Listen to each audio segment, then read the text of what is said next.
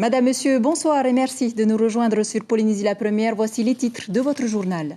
Après 7 mois en Polynésie, les Pasquans bloqués sur le territoire depuis le début de la crise du Covid-19 ont hâte de rentrer chez eux. Nous les avons rencontrés en pleine préparation de leur retour.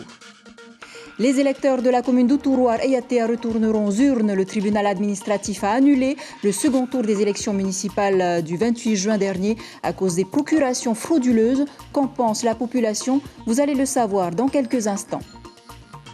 7e jour du procès Saranoui en correctionnel. Tamato Alfonsi et Maïtei Danielson ont été entendus par la cour. Tamato Alfonsi qui a dû expliquer la provenance des 100 millions de francs qu'il aurait perçus. Et la mobilisation pour Octobre Rose se poursuit. Focus ce soir sur la sensibilisation des femmes de plus de 60 ans. Elles sont les plus frileuses face au dépistage du cancer du sein.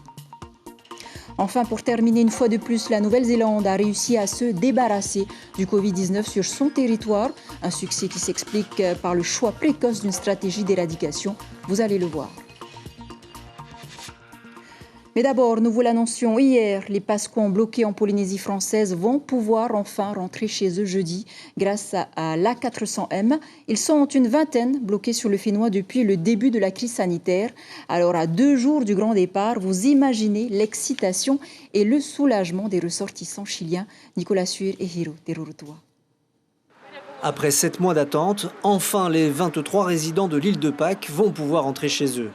Chacun ayant quitté son emploi, la solidarité familiale a été largement sollicitée pour ce qui concerne le gîte et le couvert. Ces derniers mois ont été pénibles aussi, ils sont heureux d'enfin pouvoir partir. Je suis complètement soulagée et très heureuse, fatiguée de 7 mois d'attente, de recherche de différentes solutions. Pourtant, un couple a décidé de ne pas rentrer. Roger et Martha, bloqués à Takapoto depuis 9 mois, viennent aujourd'hui voir leur petit-fils à Tahiti. Je voulais vraiment rentrer parce que ça me manque ma famille, ma maman et tout ça. Mais ma famille, c'est ici. Il y a mon mari et ma fille, c'est ma famille. Et c'est mon mari qui a décidé qu'on va rester ici. C'est mieux ici. Arrivés au mois de décembre, ils ont quitté la pension de famille dont ils sont propriétaires à l'île de Pâques pour venir en simple visite chez Roger à Takapoto. Ils repartiront à la fin de la crise. Quand on arrive à l'île de Pâques, il n'y a pas de touristes, c'est tout fermé et il n'y a rien. Comme on est fermé là-bas, c'est mieux ici en Polynésie, c'est un peu ouvert, quoi. On peut aller voir la famille. Les 20 personnes qui rentrent ont décidé de se mettre en confinement depuis samedi. Une initiative personnelle pour préserver la population vieillissante de l'île de Pâques. L'heure est donc aux préparatifs. J'avais prévu mon déménagement au mois de mars. J'avais près de 300 kilos de fret. Mais voilà, j'ai un avion militaire. C'est carrément génial après 7 mois d'attente. Donc les 46 kilos, ça me convient. L'A400M rapatriera les 8 familles jeudi à 8 h. À leur arrivée, les passagers seront placés en quatorzaine dans un hôtel de la place. Voilà, et au retour, l'avion militaire amènera également les 15 Polynésiens bloqués à l'île de Pâques. Vous le savez, les dernières élections municipales dans certaines communes comme Aru et Tayarapu-Est ont été contestées devant le tribunal administratif. Ce matin, la décision de justice est tombée pour Uturuar, où le recours a été déposé par Sylvia Nteroatea, la maire sortante, qui pointait du doigt des procurations litigieuses. Rohan Potoru, Hayata Buruk et Patita Savia. Retour à la case départ pour les élections municipales d'Uturuar à Ayatea. Le juge du tribunal administratif a statué en faveur du recours déposé par l'ancienne maire Sylvia Nteroatea. Les irrégularités aux procurations ont fait pencher la balance, un soulagement pour l'ancienne Tavana qui ne cache pas son enthousiasme à repartir en campagne. Je suis particulièrement très heureuse aujourd'hui et donc il faut repartir sur le terrain. Vous êtes prête? Je suis déjà prête, voilà, donc l'équipe est prête, une bonne équipe pour mener à bien les élections dans la commune de Uturuar. Ça sera à peu près la même liste avec des personnes qui sont loyales quand même, qui m'ont suivi pendant les 2 mandatures et qui seront toujours avec moi et des jeunes. On va mettre aussi des jeunes en avant. Pour le maire actuel, Mathei Bourderson, la décision rendue ne reflète pas sa ligne de conduite durant les dernières élections. Selon lui et son avocat, aucune falsification n'a été commise. Si le juge suit le rapporteur, c'est son avis. Mais nous, on n'a pas fait de fraude. C'est ce que je voulais expliquer aussi à la population. S'il faut retourner aux urnes, on retournera aux urnes. Et s'il faut faire appel, on fera appel. Et pour un retour aux urnes, les habitants d'Outtouroua sont plus que favorables. Je retournerai aux urnes, parce que je pense que tout le monde n'a pas été voté parce que les gens avaient peur. Donc ce serait une bonne chose, vu que l'épidémie est terminée. Je pense que oui, les gens vont retourner aux urnes. Ouais. Et je pense que oui, ils veulent le changement, ils veulent garder la municipalité actuelle. Si c'est obligé, ouais, je peux obliger. Devoir de citoyen. Voilà, devoir de citoyen. Quant au délibéré rendu ce matin, l'avocat de Mathei Bourderson a fait appel. Une affaire qui sera jugée au Conseil d'État. La décision sera rendue dans les 3 prochains mois. Si elle suit celle du tribunal administratif, les élections municipales à Outtouroua devraient donc se dérouler au premier trimestre 2021. Voilà, les communes de Tairapou-Est et Aroué attendent également la décision du tribunal administratif les concernant. En correctionnel, ce sont eux que l'on attendait depuis le début du procès Saranoui, Tamato Alfonsi et Maïtei Danielson. Le cerveau présumé de ce vaste trafic d'Aïs prétend aujourd'hui n'avoir jamais été aussi bien sevré que maintenant, donc jamais été aussi bien dans sa tête. Quant à l'implication de Maïtei Danielson, l'ex-rameur de Huahine aurait juste été au mauvais moment, au mauvais endroit. Le résumé de l'audience avec Lucille Guichet-Tirao et Jérôme Lee. Une salle d'audience pleine à craquer pour les 2 derniers prévenus appelés à la barre. Maïtei Danielson d'abord est interrogé toute la matinée et continue de nier les faits. Le président et le procureur tentent de le mettre face à ses contradictions. Des écoutes téléphoniques accablantes, les déclarations de leurs compagnes, les 38 passages de la frontière mexicaine correspondant à l'arrivée de mules. Des suppositions qui me mènent en prison, répond l'ancien rameur de Huahine avec aplomb. Maïtei Danielson assure être fermement opposé à l'ICE, malgré ses soirées avec des dealers présumés et les photos où il brandit des sachets de meth. C'est quitte ou double, prévient le président. Soit le tribunal vous croit et vous êtes relaxé, soit il ne vous croit pas et vous risquez une peine plus lourde. L'avocat de Maïtei Danielson ne posera aucune question et ne fera aucun commentaire à la sortie. Non, rapidement. Non, j'ai refusé. C'est pas... On laisse le ministère public facile. Même silence de l'avocat de Tamato Alfonsi qui préfère se réserver pour les plaidoiries de la défense. À la barre, celui qui est surnommé Sana reconnaît avoir exporté 4 kilos d'ice vers la Polynésie. La justice lui en reproche 10 fois plus. Il assure aujourd'hui être sevré et vouloir changer, mais continue de ne pas tout expliquer. Il parle de sa vie défoncée au Mexique, mais l'assure sans les cartels. Tamato Alfonsi dément avoir fourni tout Haïti en ice pendant cette période et assure avoir dépensé les 100 millions de francs qu'il en aurait perçus. Les réquisitions du ministère public sont prévues demain matin. Voilà, et sachez que Tamato Alfonsi a déjà été condamné en 2018 à 4 ans de prison, puis 6 ans en avril 2019 dans l'affaire Papier-Hélice. Et puis la mobilisation pour Octobre Rose se poursuit. Une femme sur 8 est ou sera concernée par le cancer du sein. Un chiffre un peu inquiétant, mais ce cancer se soigne très bien aujourd'hui, à condition bien sûr d'être traité à temps. Le dépistage est à la portée de toutes et pourtant, nombreuses sont les femmes qui ne le font pas, surtout dans la tranche d'âge des plus de 60 ans. Pourquoi ? C'est ce qu'on tentait de savoir pour nous Brigitte Olivier et Heidienko. Le docteur Teanini Temata Otoa n'est pas gynécologue, mais sa thèse de fin d'études a porté sur l'endométriose. Après avoir vécu 17 ans en France et ouvert son cabinet à Paris, Teanini s'est mise au service des femmes de son pays. Aujourd'hui médecin au centre de protection maternelle, elle constate que les femmes ménopausées sont les plus difficiles à convaincre de passer régulièrement des mammographies et des échographies, alors que ces examens sont entièrement gratuits pour cette tranche d'âge. Alors elles estiment que c'est moins important, alors que justement, en effet, elles sont plus à risque, puisque c'est l'âge où les cancers en général apparaissent. En ce début d'après-midi, elle reçoit une patiente âgée de 64 ans. Marie se laisse ausculter et filmer pour la bonne cause. Le fait que Teanini soit une femme y est peut-être pour quelque chose. Je pense quand même qu'il y a un petit côté pudeur qui est levé. Après, je pense que c'est surtout la posture du médecin qui est importante, de rester professionnel et vraiment de prendre du temps pour l'explication.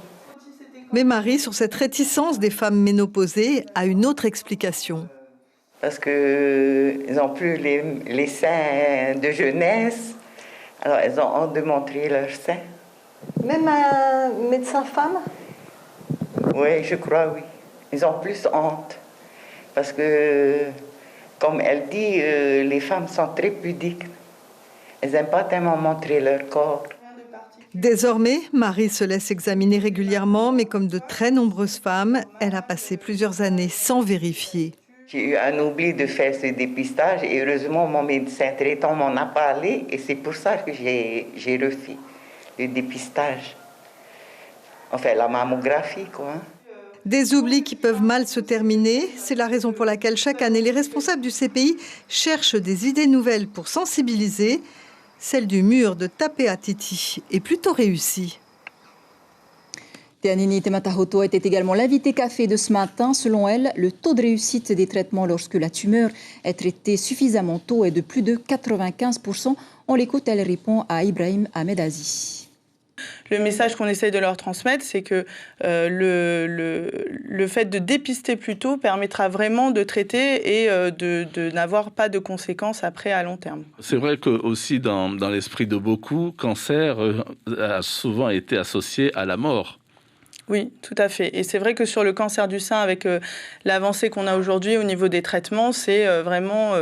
alors, je ne vais pas dire plus du tout le cas, hein, ce serait faux de dire ça, mais la mortalité a diminué et on est sur maintenant des traitements qui marchent. On est sur ce qu'on appelle la survie à 5 ans, qui est quand c'est détecté à un stade précoce, qui est proche de 99%, quand on vraiment détecte très très tôt et qu'on traite très tôt. Donc voilà, donc c'est vraiment quelque chose qui n'est plus systématique aujourd'hui et surtout dans le cancer du sein où les traitements ont fait de belles avancées. Voilà le dépistage précoce, un message qui sera encore répété tout au long de ce mois. À Paris, c'est une visite marathon pour le président Édouard Fritsch. Il s'est donc rendu au ministère de la Santé et des Solidarités où il a discuté avec le ministre de la Santé Olivier Véran la reconduction de la convention santé-solidarité entre la Polynésie et l'État, soit à 12 millions d'euros. Il a aussi été question des tests obligatoires et surtout des difficultés rencontrées au départ de Paris pour les passagers qui souhaitent se rendre en Polynésie.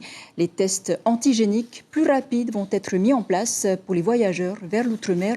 On écoute Édouard Fritsch au micro de Francis Gibrien et Nordine Bensmaïl.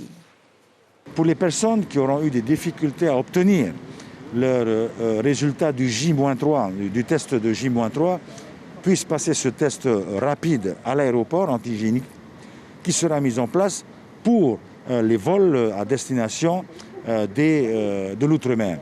Naturellement, ce test devra être négatif pour qu'ils puissent embarquer, mais on ne sera plus contraint de fournir les résultats du test RT-PCR à J-3. Voilà, donc le président a obtenu de l'État la reconduction de la convention de 12 millions d'euros pour une durée donc de 3 ans. Une convention qui permettra entre autres de financer des équipements médicaux pour les archipels. Retour au Fénois et cette bonne nouvelle pour les habitants de Maupiti aux îles Sous-le-Vent qui sortent de leur isolement après 7 ans d'attente et de négociations. L'armateur du Maupiti Express a décidé de reprendre ses rotations. Les prestataires touristiques ont déjà hâte puisque les départs seront planifiés à 8h tous les mardis de Bora Bora avec un retour le jeudi. Une desserte très attendue par les résidents, comme l'explique Heiva Terihaunui, second capitaine du navire au micro de Rosanna Mahuta. La population attend le Maupiti Express pour retourner, quoi, pour desservir comme ça. Il y a les fonctionnements qui vont tourner, quoi, agriculture, tourisme, voilà. C'est une très bonne nouvelle pour nous, ça va beaucoup nous aider, surtout au niveau du ravitaillement et au niveau du tourisme aussi. Donc Maupiti Express, nous on a attendu longtemps aussi, enfin il s'est décidé.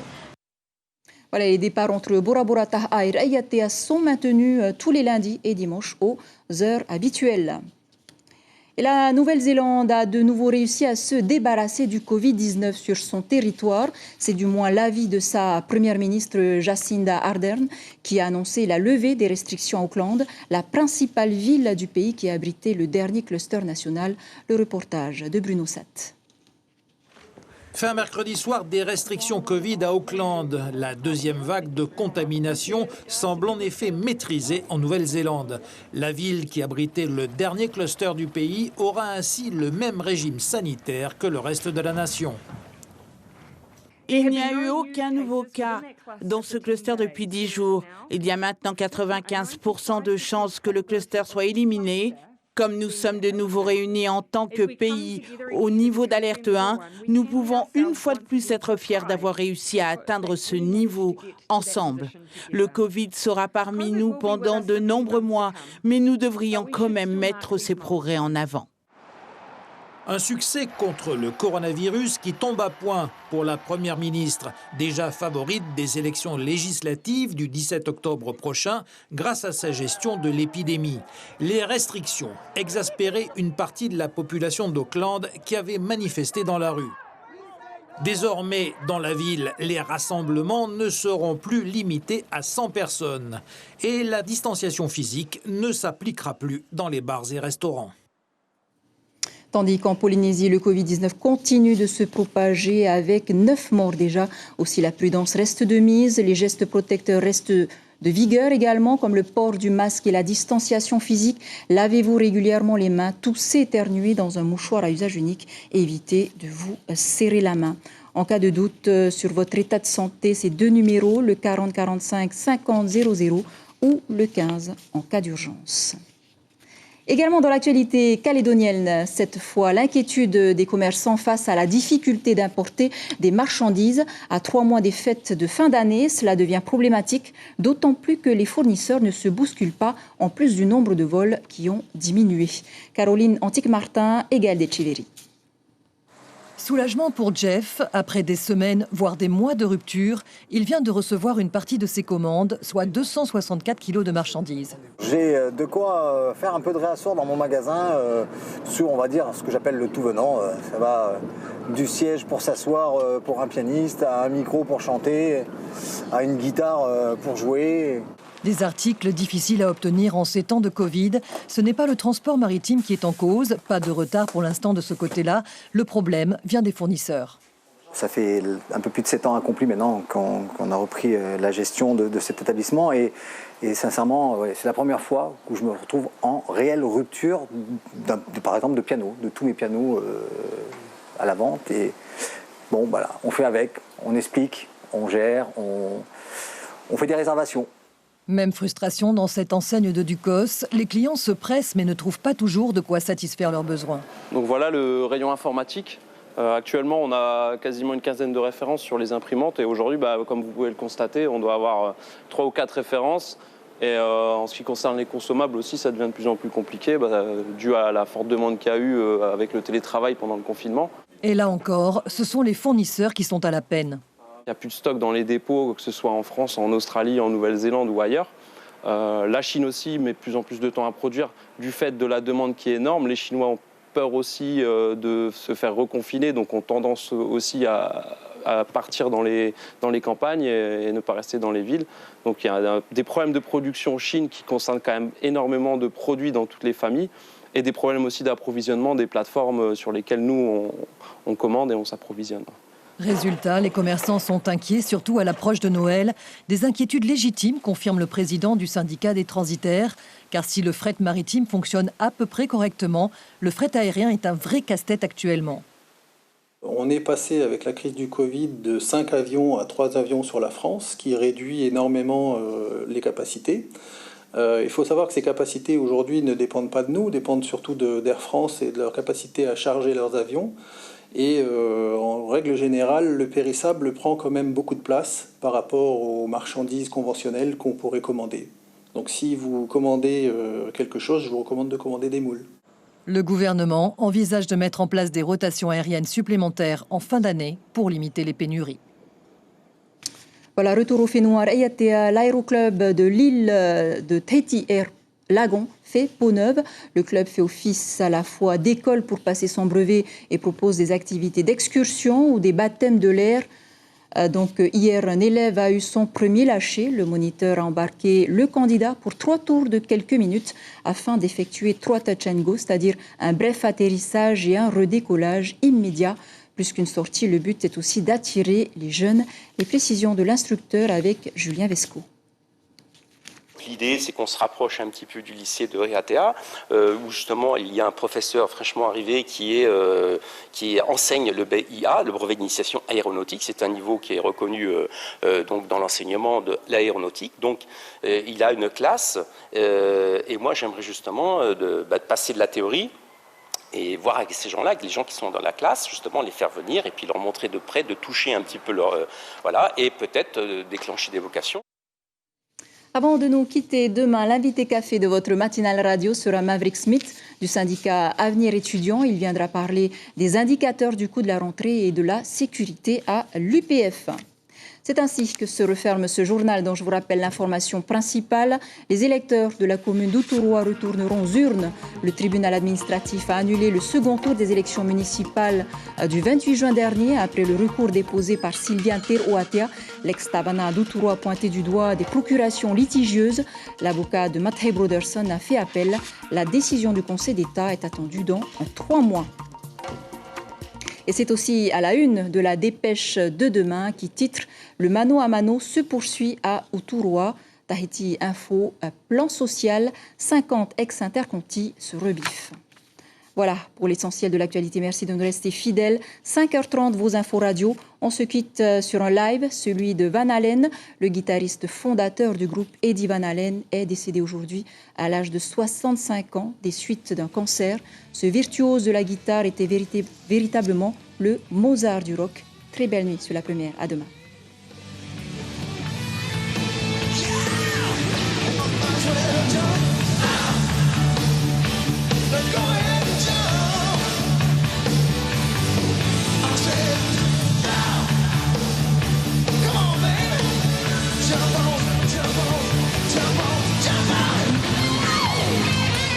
Retrouvez notre journal en replay sur notre site internet.